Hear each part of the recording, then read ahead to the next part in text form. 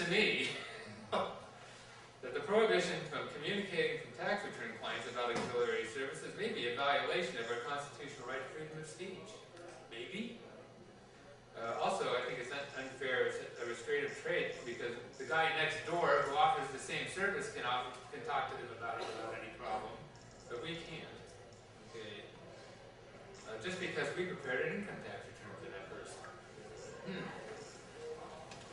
CCH has a real nice website they put together here where they sort of brought a lot of the material together, so you might take a look at that. As I say, Cameco also has some references on its website. My opinion, again, the use rules are totally out of touch with the realities of modern CPA firm practice. I mean, maybe even ancient CPA firm practice. We've always been involved in advising clients. So, anyway, they don't come to just have a haircut, have a tax return prepared. They expect and deserve more. The non-disclosure rules, okay, I can understand. I'll do my best. All right, now I have another item here. I'm sort of getting beyond now the disclosure use. This is item 1, page 6. Be careful when accessing databases. So people have gotten in trouble because they tried to access information for people who weren't their clients on the Franchise Tax Board website.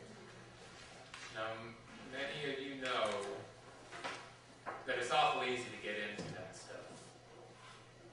And in this particular case, this was an ex-spouse of a client that the person did. And there are other ones, I don't know what all of it is. I'm just sort of bringing this to your attention to remind your team members that this is a big, big no-no. You do not access people's information without getting their consent, and I would suggest getting their written consent. Now, most of you must be like me, right? The Franchise Tax Board's been sending out, they've got a new registration process for accessing information online. And what they remind you on there is, they say it over and over again, with the client's consent, with the client's consent. So you might even think about getting a written consent when you're going to access clients' information online. And I mean, what is the regular thing that we do every tax season? We look at to make sure they made their estimated tax payments, right? I mean, I do. And so get their, I would suggest, written consent in the file before you do that.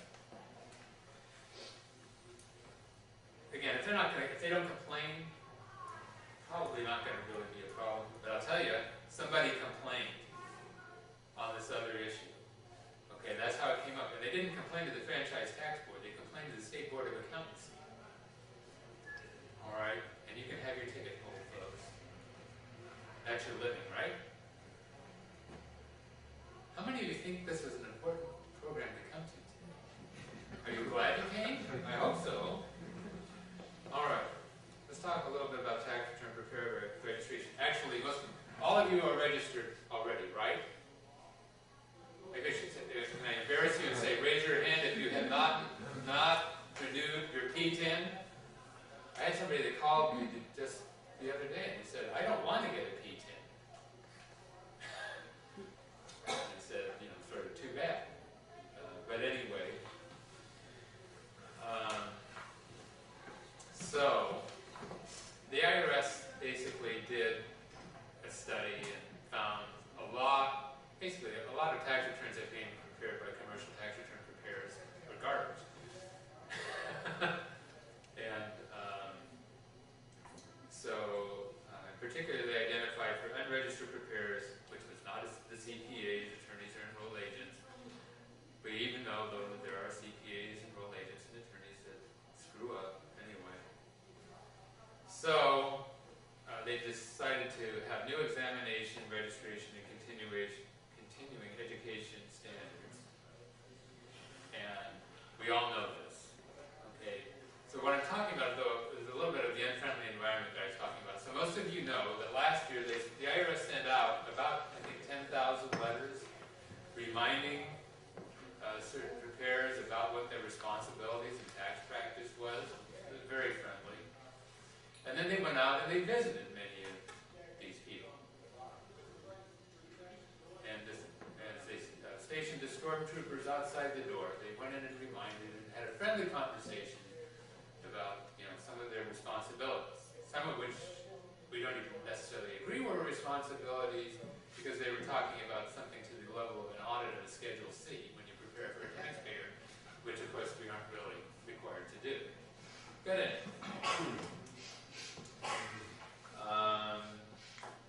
So I'm not going to go through all those details since you have all gone through that process, but one thing that is amazing for this is how broad it is. So it applies basically to all tax returns that's submitted to the IRS.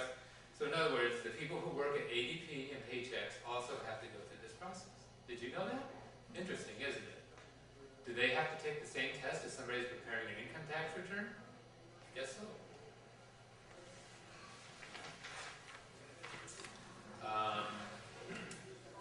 The real big concern that we have is, what about our team members?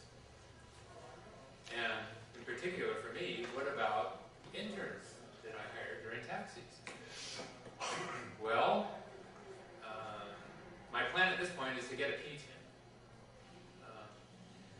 Anybody that's involved in tax return preparation, now they say if the person basically has prepared, in other words, you're given this stuff here, prepare an income tax return and I'll review it.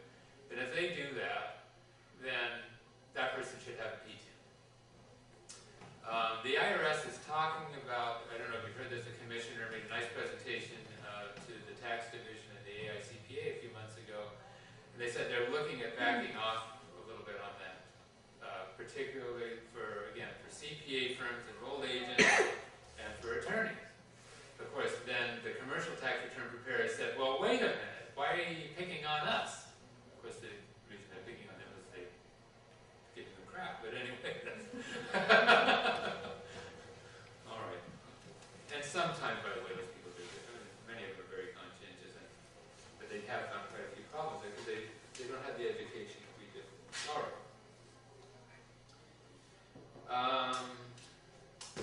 All right. So, anyway, estate tax returns, all income tax returns, gift tax returns, all of them now require P10s. Basically, you're going to be doing that for next year. For next year, there's not an examination requirement. Okay, so, and we're exempt anyway because we have our own, well, one is the examination requirement, but two, there's the education requirement. Neither one of them are going to apply right now. They just want to get people to get a P10. Okay, but eventually people will need to get examined. We will not because we have a CPA exam. And they will need to have an education requirement, including certain coursework that's specified by the IRS and to be approved by the IRS. Again, that does not apply to us because we have our own education requirements right now. All right. Disclosure of uncertain tax positions. Oh, one of my favorites. So, this is a battle that's been going on the last few years. Basically, what's been happening is that the IRS, although they have been saying they would do it with restraint, have been going after financial statement workers. And so, particularly, they're interested in the ones for the tax provisions. And anyway, and so particularly the larger firms have been fighting them tooth and nail, unsuccessfully, I might add. And so what the IRS tried to do was to say, well, what is a way that we can get around